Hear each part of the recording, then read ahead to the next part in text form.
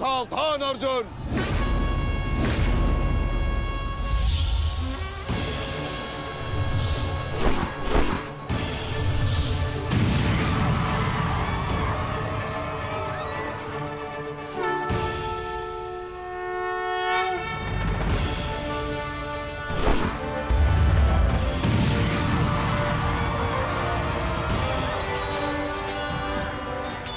ऋषिद्युम्न, गुरु द्रोण अर्जुन के मार्ग में आ रहे हैं।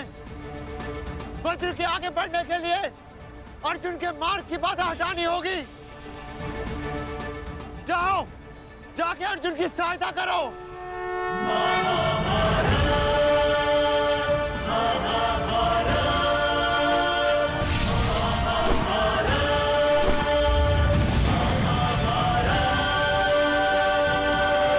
सारथी, रथ आगे लो। युवराज दुर्योधन, यदि युद्ध के सारे निर्णय तुम्हें ही लेने हैं तो मुझे सेनापति बनाने की क्या आवश्यकता थी? ऐसा मैं इसलिए कर रहा हूं पितामह, क्योंकि आप कौरवों के प्रति अपना कर्तव्य निभा नहीं पा रहे हैं। आप यहाँ मौन रहने के लिए नहीं, कौरव सेना का नेतृत्व करने के लिए आए हैं। पांडव सेना हम पर हावी हो रही है और पांडव सेना पर आक्रमण करने के लिए आप हमें रणनीति क्यों नहीं बता रहे हैं? बताइए।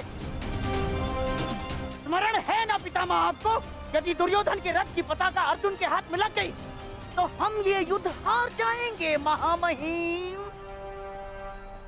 हार जाएंगे। कुछ कीजिए।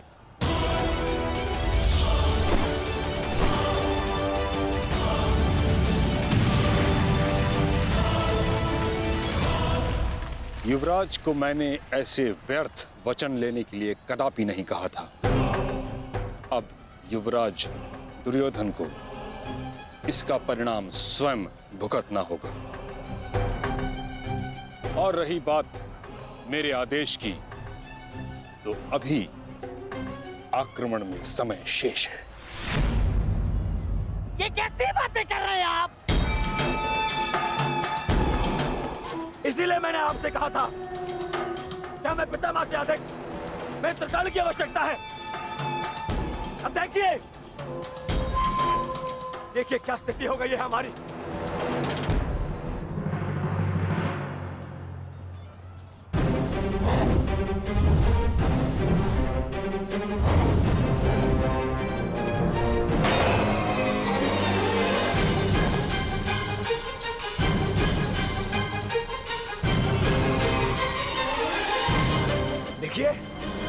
देखिए कैसे मौन खड़े, ऐसे चलता रहा ये तो हम शीघ्र ही हार जाएंगे।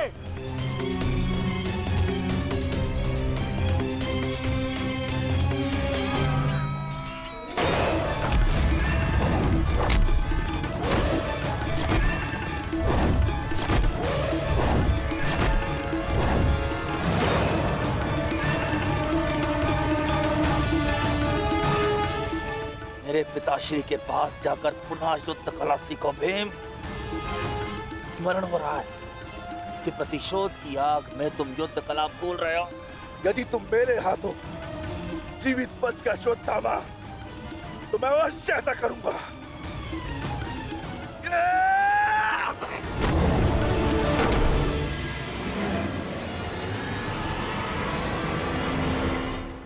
गुरु द्रोण को यहाँ से मैं संभालता हूँ। अर्जुन, तुम आगे बढ़ो।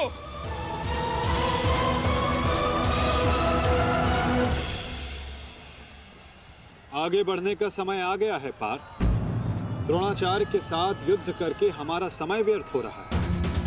हमें अपने वज्र को उचित स्थान पर पहुंचाना अति आवश्यक है पार्थ।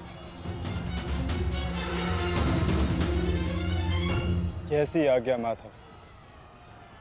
चलिए आगे बढ़िए।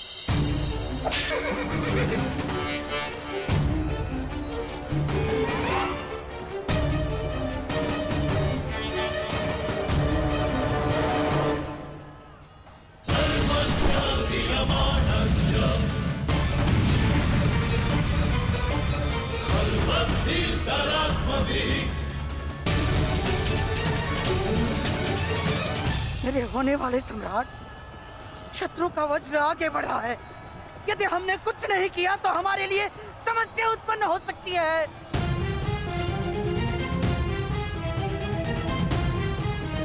कुछ करो मेरे होने वाले सम्राट।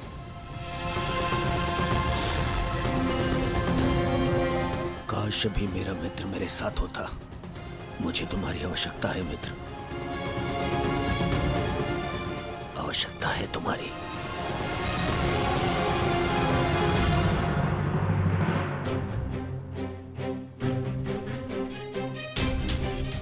ये कैसी अनुभूति है? ऐसा प्रतीत हो रहा है जैसे मेरे मित्र को मेरी सहायता की आवश्यकता है।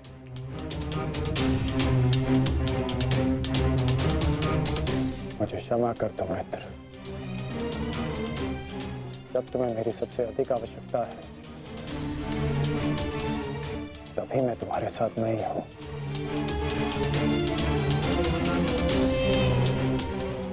सैनिक,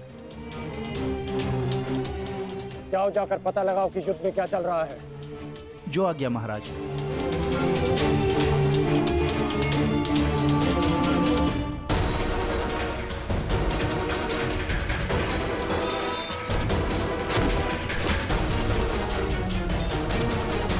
शत्रु बहुत निकट आ रहा है, बहुत निकट आ रहा है शत्रु।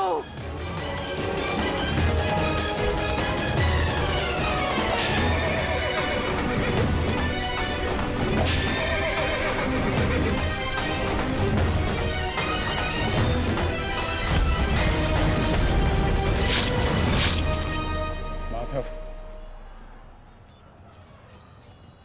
वो रहा दुर्योधन। उसे बंदी बनाने का समय आ गया है।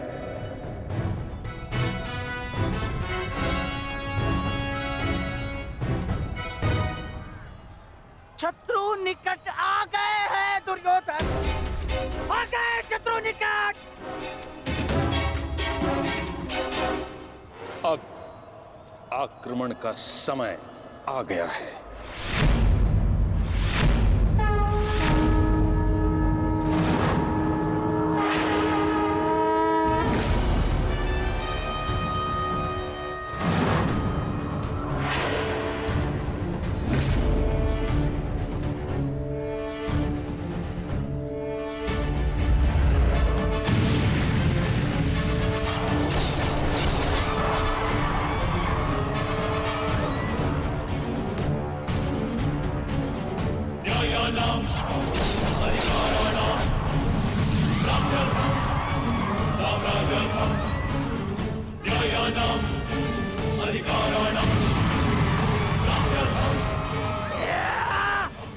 आओ, आओ मेरे प्यारे बांजो, आजा।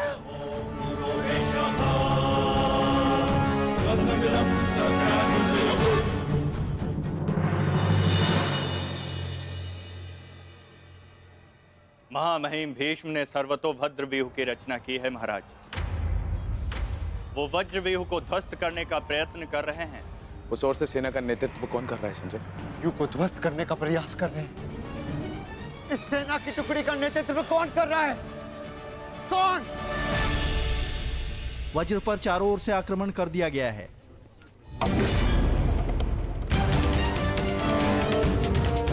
पितामह की सबसे प्रभावशाली तकनीक। और जो व्यूह का नेतृत्व कर रहे हैं वो हैं? मैं जानता हूं।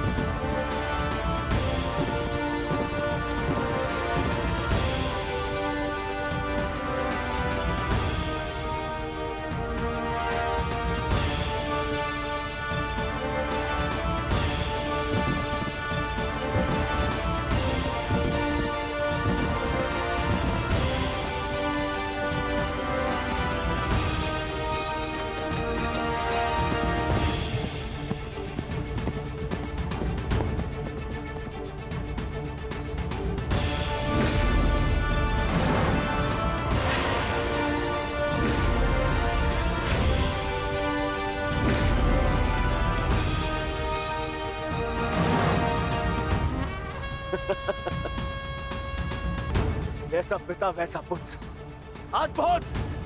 अद्भुत वृषसेन। जैसा पिता वैसा पुत्र। अद्भुत वृषसेन। सत्य कहा दुर्योधन, सत्य कहा तुमने। जैसा पिता वैसा पुत्र वृषसेन। अद्भुत योद्धा है वृषसेन। कर्ण नहीं है तो क्या हुआ, वृषसेन है ना हमारे पास। वृषसेन लड़ो।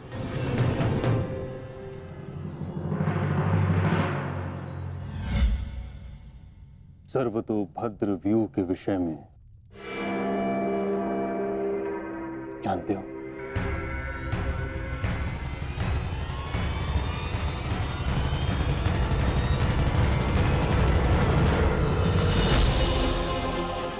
जी महामहिम, पिताश्री ने आपकी इस रणनीति के विषय में अवगत कराया था। इस व्यूह के अनुसार शत्रुओं के अधिकतर व्यूह को तोड़ा जा सकता है। और क्या जानते हो? इस रणनीति के अनुसार एक ही समय में चारों ओर से शत्रु व्यूह पर आक्रमण किया जाता है और सेना को छिन्न भिन्न करते हुए मध्य तक पहुंचा जाता है ताकि शत्रुओं को कहीं से कोई सहायता न मिल सके। परंतु सेना का नेतृत्व तो केवल एक कुशल योद्धा के हाथों में होना चाहिए। और वो योद्धा ऐसा हो शत्रु जिसका अनुमान भी न लगा सके। उसकी युद्ध शैली कभी पहले देखी न गई हो।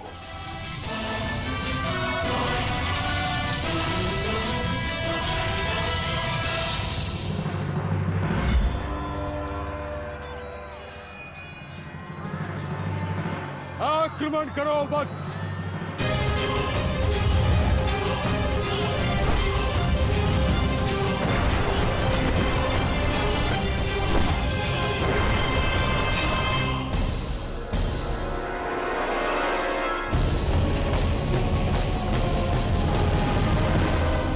युद्ध भूमि में अब क्या हो रहा है संजय?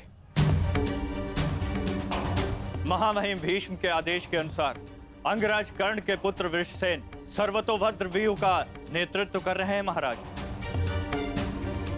वज्र व्यूह पर चारों ओर से आक्रमण करके कौरव सेना पांडव सेना पर हावी हो रही है महाराज।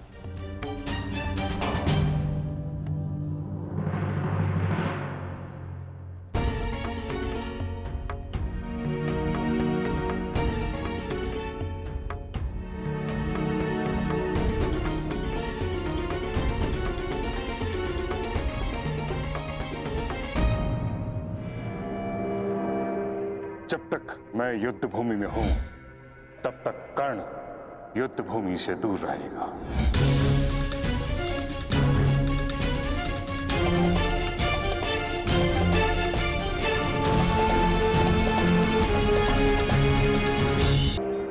विश्वसेन के अप्रत्याशित आक्रमण से हमारी सेना को भारी क्षति पहुंची। वासुदेव, अब हमें क्या करना चाहिए? विपक्ष ने वज्र को तो रोक दिया, परंतु वज्र की नोक अभी भी प्रहार करने में सक्षम है धर्मराज। तुम समझ रहे हो ना पार्थ?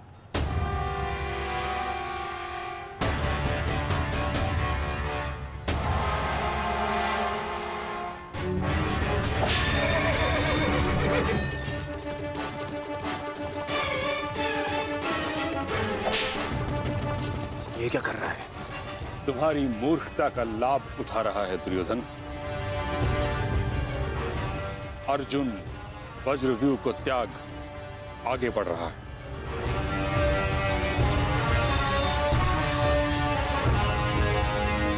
हमने उनके वज्रव्यूह को तो निष्क्रिय कर दिया है दुर्योधन, परंतु अर्जुन ये जानता है कि तुम्हारे रथ पर लगी पताका यदि उसके हाथ लगी तो यह युद्ध समाप्त हो जाएगा। इसलिए उसका लक्ष्य केवल तुम हो। वो सब छोड़िए पितामह, अर्जुन को रोकने का उपाय सोचिए। इसका उपाय है मेरे पास। पार्थ, वो देखो, गंगा पुत्र तुम्हारी ओर तुम्हें रोकने आ रहे हैं। उनसे द्वंद्व करके हमारा समय व्यर्थ होगा और सूर्यास्त होने में बस कुछ ही समय शेष है। पार्थ,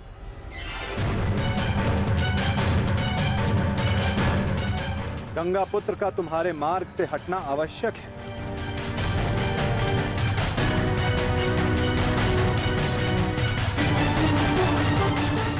संकेत भेजो पार्थ कि कोई और इन्हें रोकने आ सके। शीघ्रता करो।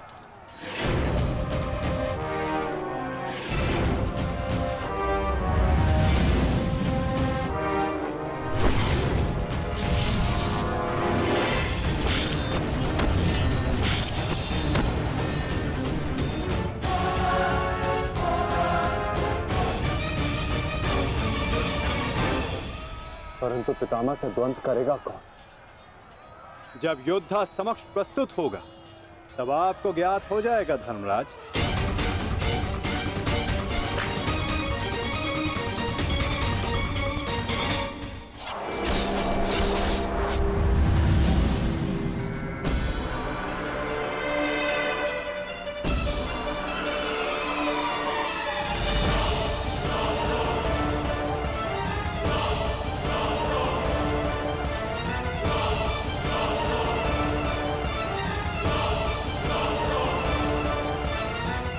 यह अर्जुन नहीं, कौन है?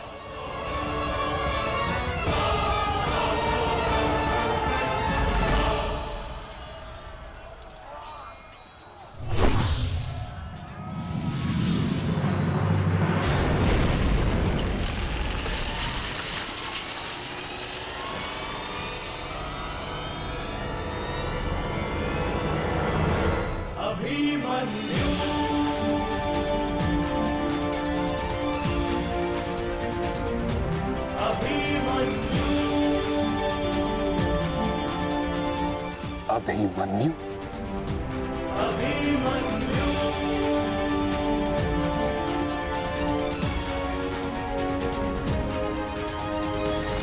प्रणिपात प्रपितामह। कल्याण हो पुत्र।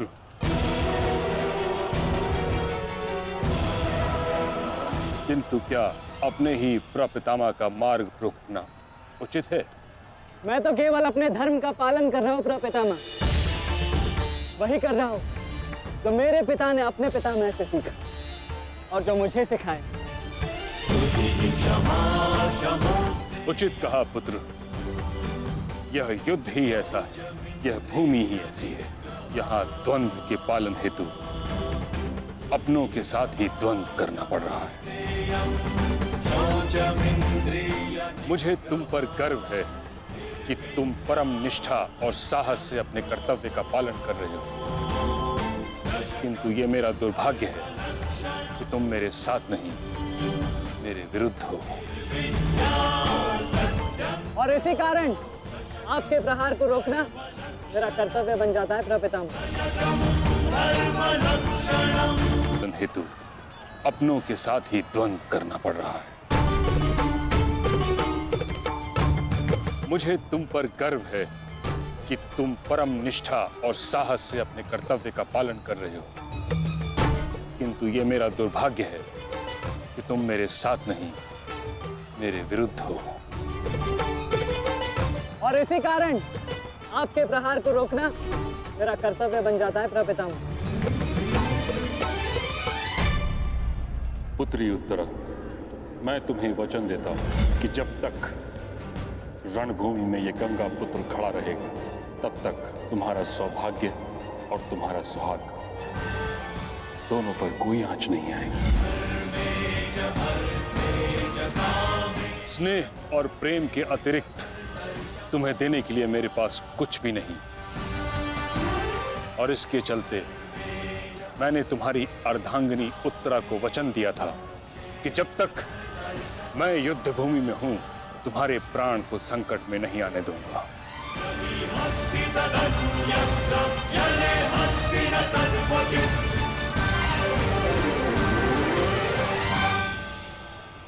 क्या कह रहे हैं पितामह?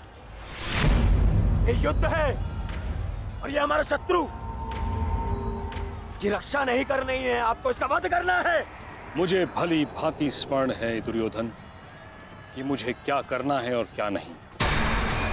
तुम्हारी ओर से युद्ध करना मेरा कर्तव्य है, परंतु किसका वध करना है और किसका नहीं, यह मेरा निजी अधिकार है। पितामह, यदि आप इसी प्रकार पांडवों के मोह और वचनों से बंधे रहेंगे तो हम ये युद्ध हार जाएंगे पितामह। और यदि ऐसा हुआ तो उसके दोषी केवल आप और आपके ये वचन होंगे। मेरे सामने से चले जाओ पुत्र। क्षमा कीजिए प्रपितामह, जिस प्रकार मेरे प्रति आपका प्रेम भाव आपको मुझ पर आक्रमण करने से रोक रहा है, उसी प्रकार मेरे परिवार के प्रति ये मेरा कर्तव्य है कि मैं आपको आगे बढ़ने ना दूं। मैं तुमको क्षति नहीं पहुंचा सकता पुत्र, परंतु इसका अर्थ ये नहीं कि मैं आगे नहीं बढ़ सकता। सारथी,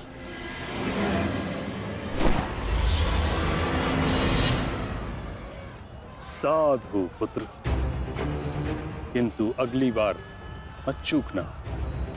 प्रपितामह, या तो द्वंद कीजिए या समर्पण कीजिए।